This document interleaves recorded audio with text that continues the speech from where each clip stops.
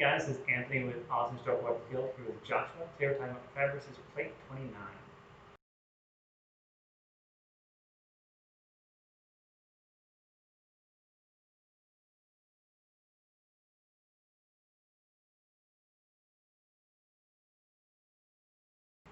In Plate 29, Fabris talks about a wound of a fourth against a fallen third. This is yet again another example of Fabris showing why cuts are terrible and thrusts are better in all ways.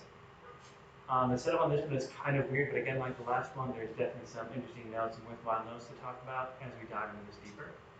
So setup is the same. We're starting at third to the inside.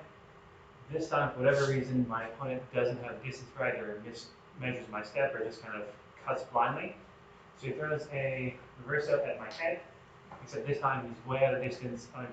I need to pull back to stop this one. I want to make sure I lower my blade so he misses, otherwise nothing else happens. The interesting thing here, he talks about going into fourth. I need to step towards the blade as I go into fourth to make this attack and really shut off his follow-up attacks intentions. So again, find the sword, goes that reverso, I just avoid it, and I take my step to make my own attack. I need to make sure I'm stepping towards him. And if you notice on the plate, it really kind of shows pressure on that arm, stopping from doing other actions. So a quick example of why that's important. So if we let him make the attack and miss, I'm just going to drive down the center into fourth, even to make sure I try to stay safe. He makes the attack, I avoid. As I come into this, he's very easy able to go back in a second, and even though I'm stabbed him, it's probably not going to stop him from stabbing me back. So that's staying in the center. If I follow the plate, the unspoken message would go off to my left as I make my attack. This time, as I avoid and press through, now I've got his arm locked out, I've got his sword locked out, he can't go below, he can't go above. No matter what he does, I stay safe, and obviously I also get to drive in closer, which just makes things better as well.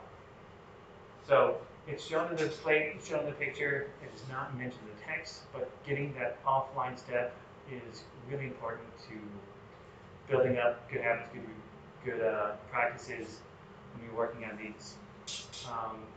This one, again, not a whole lot of easy, useful drills to pick out of this.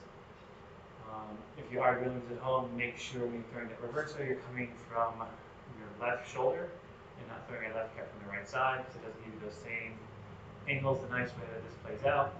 But otherwise, again, this one is fairly straightforward, fairly simple.